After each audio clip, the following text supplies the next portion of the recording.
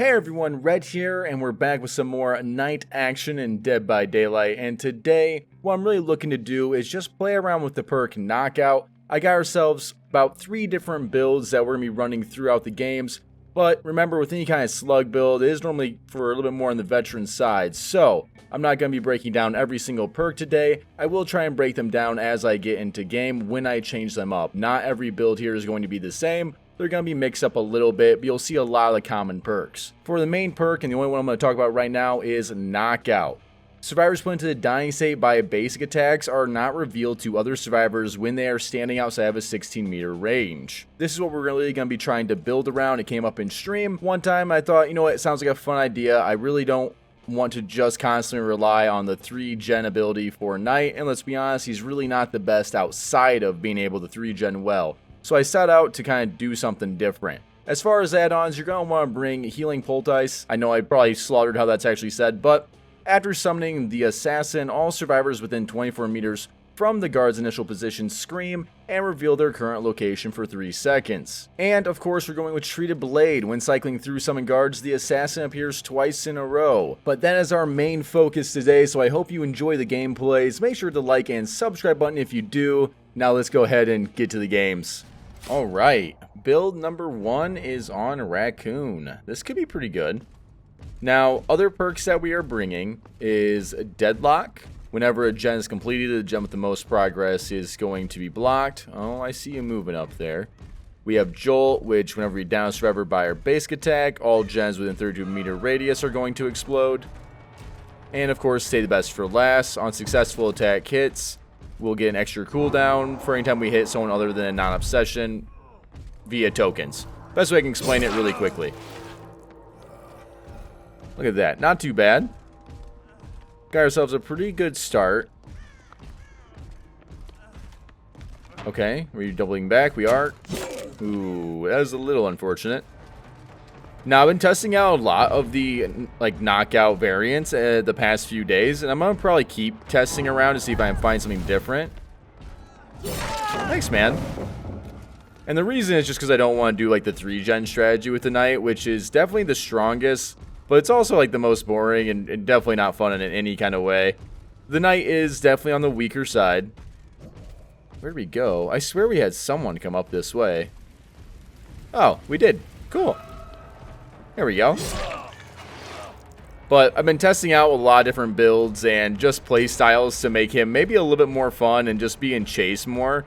And knockout builds are all about being in chase pretty much all the time.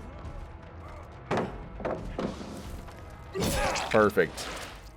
Alright, let's go ahead and get rid of this. Someone else is moving around. Hi. Thank you. We actually got a lot of pressure right now. Staying in this room is a death trap. That's why. Let's go ahead and put him on the hook. That way he can't get picked up real quick. And with slug builds, you're never really trying to slug till bleed out. That's really oftentimes the inefficient way of playing it. You're just using these slugs to create pressure so you can get a few hooks out. For right now, we're going to hook, him right there. And we'll leave him slugged on the ground just for more pressure. That way they have to kind of move and grab somebody, and we can keep looking for that next chase. And during this time, they still have to come and help everybody else out. So they really shouldn't be on gens. If they are on gens, then we'll kind of capitalize on that. Oh, there you are. And there he goes back down. Cool. No, I thought she was camping it. She was. I should have had that. Oh, she was looking for a CJ. That's unfortunate for her. There you go. And now we just move on right into the next chase.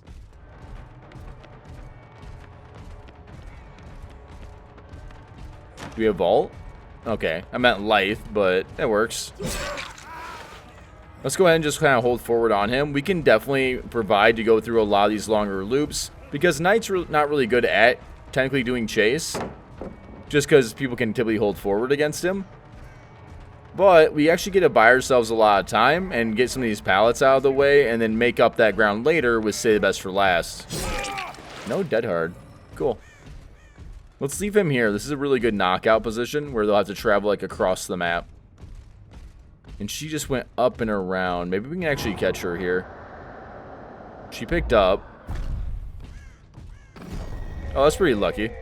If she went the other way, I don't think we would have got her. What way is he going? Oh, never mind. We can just go for this guy. This is currently our target in terms of, like, hooking, so it works out. Nice try.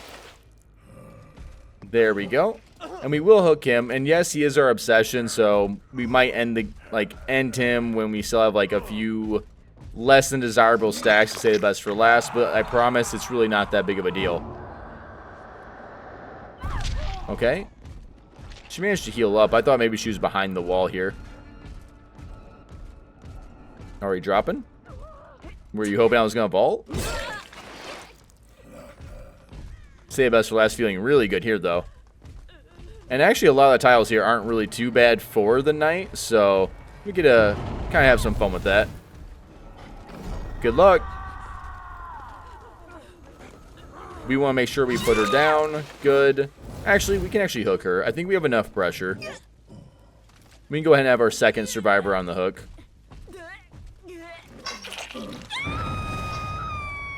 Over there. So they're probably healing there. There we go. We can check the gens and stuff real quick. We also have a nice little 3-gen here. We were healing back here. It doesn't seem like they moved too much away. You'd think by hearing my terror radius, they would have went somewhere. They're not on any gens at the moment. So they're still trying to bounce back from the original, like, numerous slugs. It can really put a damper on, like, the beginning. Like, if you get, like, a slug right away and then, like, someone else in chase, like, that's a lot of pressure early on that people often forget about. There we go. He'll chase one, I'll chase the other. Oh, thank you. Looks like she might take a hit.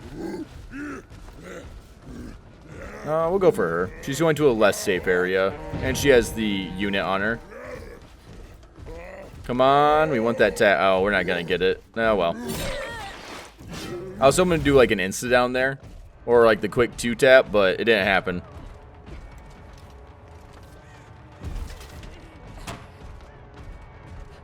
And good luck.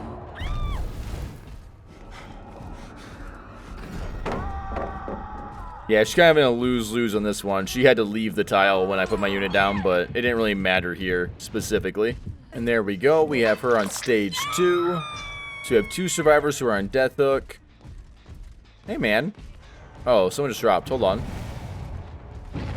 I can't let you have it. Oh, you had sprint burst. Never mind. Oh, that's unfortunate. There we go. We'll let her go for now, just in case she has, like, decisive. How are we playing this, my man?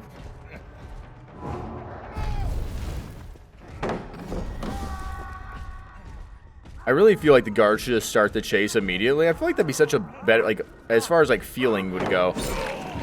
Alright, let's leave him on the ground. It's always awkward watching the units, like, try to track a survivor down.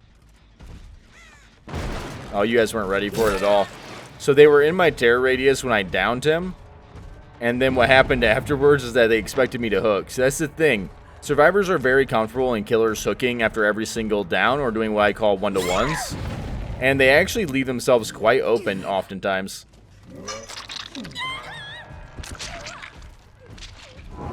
Alright, we can go ahead and stop them from being able to run up here. A little awkward, but it works out. And over the next few days, I'm going to test out some other knockout builds, but the 3 that we're going over today are probably the most reliable. And knockout builds are not always reliable. Drop it. Cool. For example, boons can really hurt a knockout build. Doesn't mean you can't win with a knockout build, and say the best for last is there so we can actually get a lot of value. But perks like exponential, if you manage to run into that, it can be really brutal. So you gotta be careful. Of course, we do have a build for that today as well. But you're always sacrificing something whenever you're playing a knockout build. And if you don't know how to generate pressure after you actually knock a survivor out, it can backfire. These are not 100% like crazy builds. They work because I understand how to make them work, and as long as you've played with a few of them, you'll understand it. But it's not for everybody, for sure. So where's he chasing him off to? I just wanted to get that specifically out of the way because not every build is, is created equal. Oh, cool. What's going on, man? Obviously, the best build for Knight is going to be quadruple slowdown and playing 3-gen. But I think this is going to be a lot more fun. I was really trying to snag him there. But builds like this, like I said, will come at a risk. So just keep that in mind whenever you are running this in your game. Hi. Alright, we have a boon right here, actually. I'm going to guess it's only Circle of Healing. What's going on, my dude? But for me personally, the strengths right now definitely outweigh the negatives. And it allows me to have a lot more fun with the Knight. Because I do find the Knight very fun, but he is very bad unless you are stacking slowdowns and playing 3-gen. Cool. Let's go ahead. We can send our patroller down here because they might move this direction. If not, they'll have to come up this way and we'll catch them here. Oh, cool. Oh, he's coming up. There we go. Let's go ahead and guard the hook here. It's not perfect, but it'll work. And then we just gotta kind of push this guy that way. Oh, hi. I mean, this works too. He should get caught by the big brute. Doesn't matter, though. And there we go. Let's go ahead and move on to game number 2.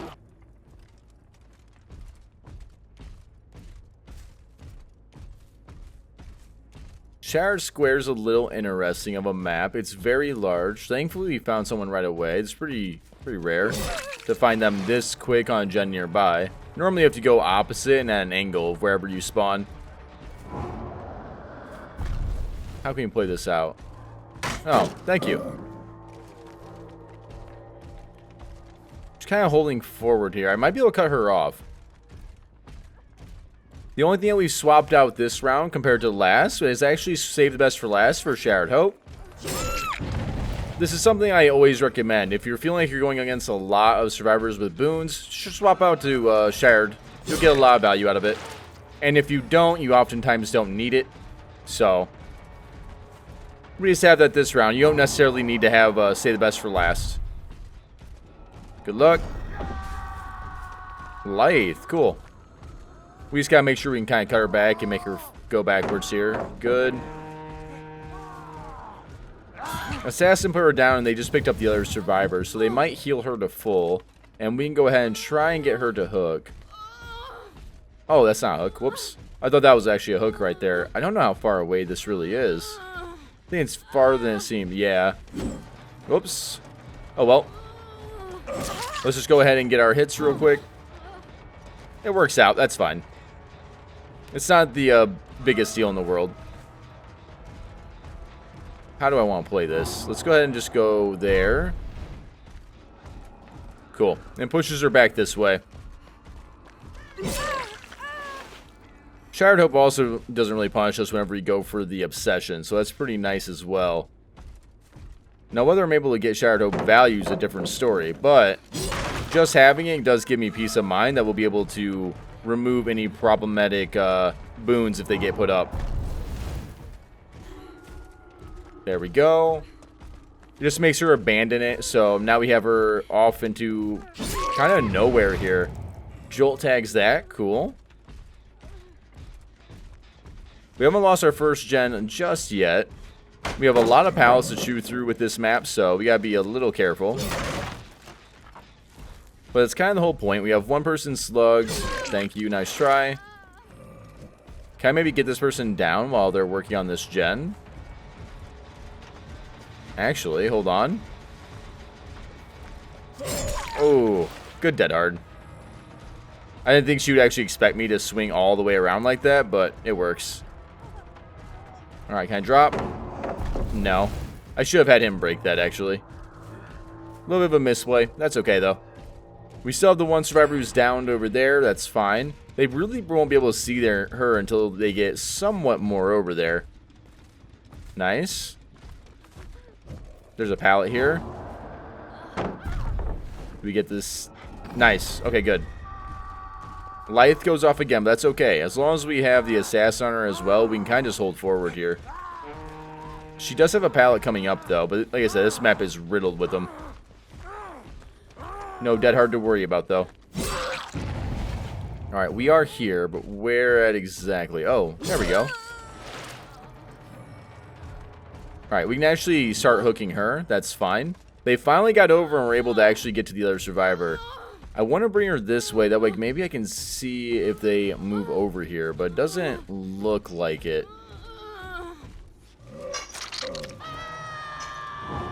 Alright, we were back here. Are we still back here? There it is. And that's why we have the add-on, by the way. We use it as almost like a mobile infectious fright.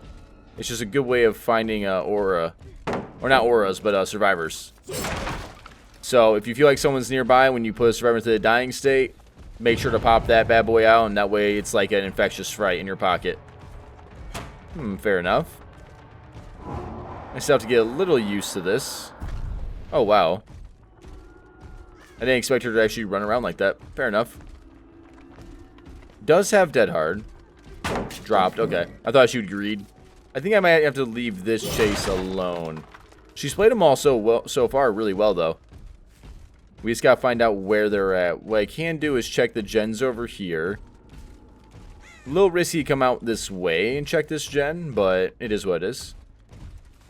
Okay, we are here. Cool. Just holding it forward. Fair enough. This map really allows you to hold it forward, so survivors are going to do it. They're not necessarily just going to sit and find a pallet. This map has a lot of pallets and is very large. It's kind of like the #1 problem with Dead by Daylight in general at the moment is just size of maps. Oh, where'd we go? Did we like slow vault over? Maybe? Oh, cool. I mean, 5-head. I knew exactly what was going to happen there. Okay, we're upstairs. The vault is right here. Good luck. That way, if they decide to go down that way, they'll trigger the guard. Ooh. She kind of dead hard anyways. Oh, hold up. Actually, you stay there. I'm going to go for them. If she drops, she gets hit. Oh, maybe not. Yeah, okay. I was right. Just took an extra second. Cool. Have fun with the assassin. And there we go. Let's go ahead and get her back on the hook. Notice that we're still doing the same strategy. We're building up pressure, and then we're going around and actually hooking the survivor. Now, we're not going to ever hook the obsession, really, probably this game, unless we have, like, the game's over. Because it'll actually be quicker to let her bleed out, but it's not really the intention. So if we down everybody, we will go up and try and find her and hook her. Are we not around? Let's go ahead and do this. This will guard the hook for a second, because they were around here. And they're going to have to go for the save or come over in this angle. There's some scratch marks, okay. The jailer will kind of protect that. Oh, she's watching the jailer, not me. Hi. Oh. There we go. Jailer actually kind of pushed her my way. It's even better. Nice hit hard. She kind of got stuck. That feels really bad. And Joel has now hit that like 3 times. Where are we at? Doesn't seem to be anywhere. Alright, that's fine. Let's go ahead and hook this survivor, and then we can look for Feng Min. There we go. Now, where is she at? She's got to be looking for the survivor, right? Like, that's what makes the most sense. Maybe here? No? Okay, so we don't got to check that area. Oh, there she is. That's the fun of the assassin. You just kind of scope out a whole corner real quick as long as you have these add-ons, and you get a lot of information off of it. Do we have really anything to play with? I don't think so. We did manage to remove the pallets over here a moment ago.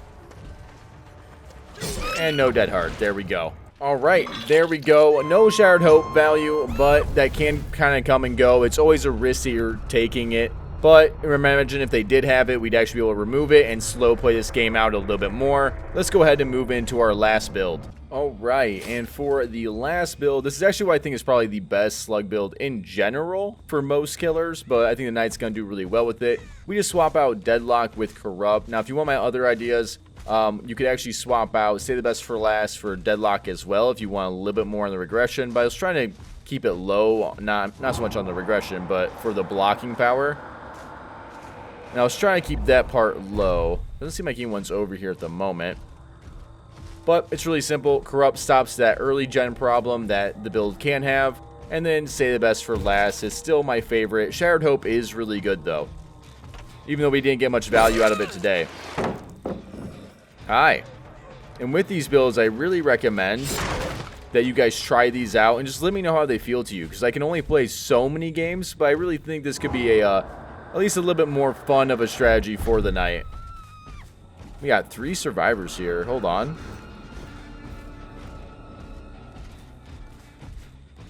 If you vault Sin, I have the assassin coming back. Nice. Yeah, that works. We'll let the assassin chase him down and hopefully push him to us. This way? Okay. Hey, man. We'll take it. But there's a lot of little variants like this. These are probably just the top 3 I would run. I am experimenting with more, definitely not as reliable ones in my meantime, but I'm going to worry about those later when I've actually played them out.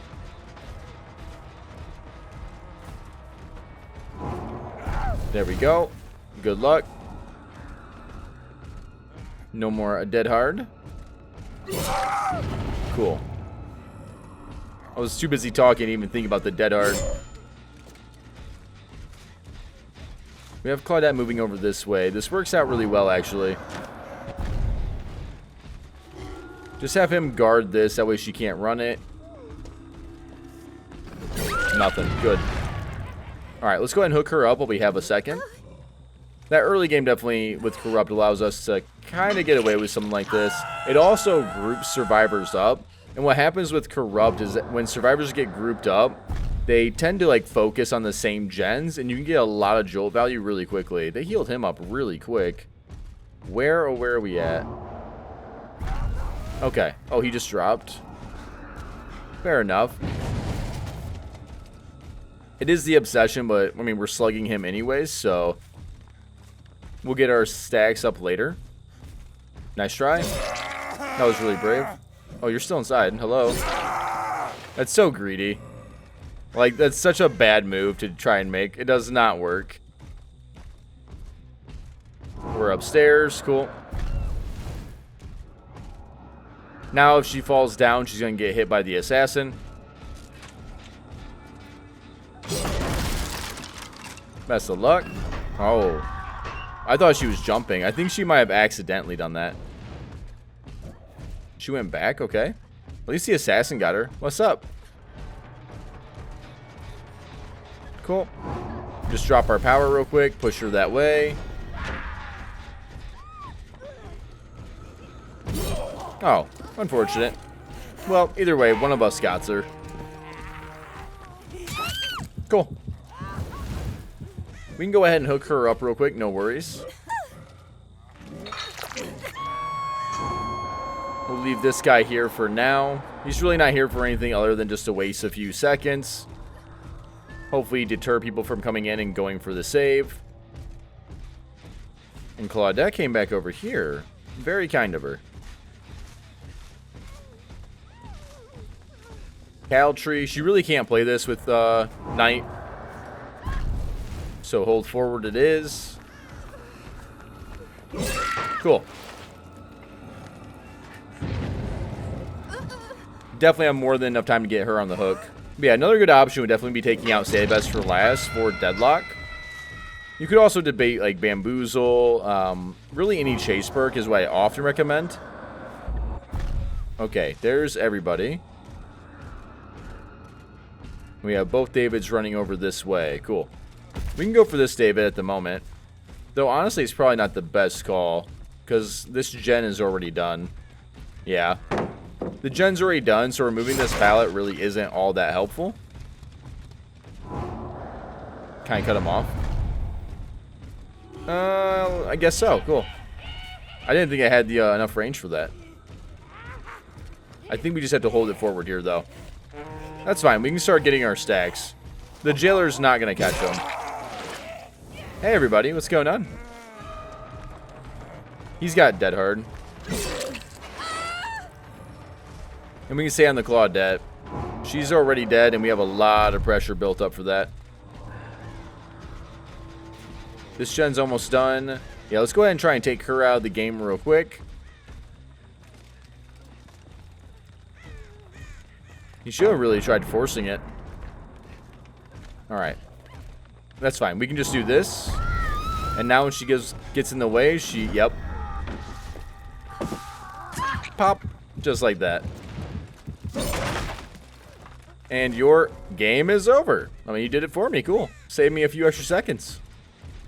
Yeah, don't be surprised, by the way, with DCs. If you ever play any kind of slug build, you're going to probably get them. But I'm sure most players would probably prefer this over quadruple slowdown. Maybe I'm wrong. I just find quadruple slowdown quite boring at the moment. I oftentimes don't like to do it. With the knight, it is very strong and effective, but it's also, I don't really feel the way the knight should have to be played to feel viable. So that's why we're doing this.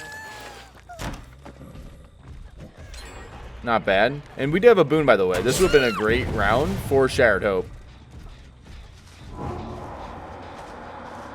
But it's also been a really good round just for, say the best for last. Cool. There we go. You could try and fit in Shattered Hope on top of everything here and, like, remove, like, your slowdown, but it's probably not worth it. Getting rid of Corrupt or Deadlock will definitely weaken the build.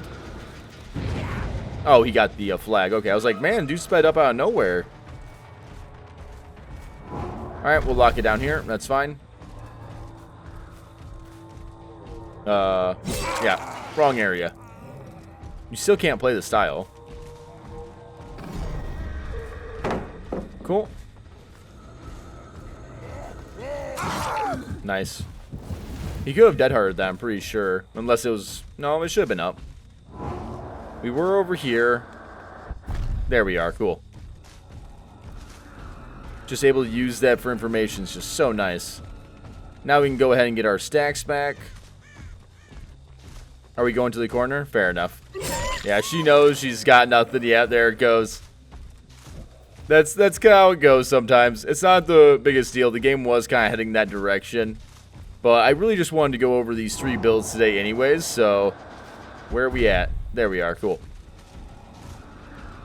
And honestly, if you guys really enjoy or like to play my builds I have here, play them a lot. I can only play so many games. I'm currently about 20 games into like a whole bunch of different knockout builds. And these are just the top 3 at the moment. These are the ones that are the ones who are going to win, I think, the most consistently. And there we go. Kicked that real quick. Oh, he disconnected. Cool. And we just got to find one more survivor. Oh, there we are.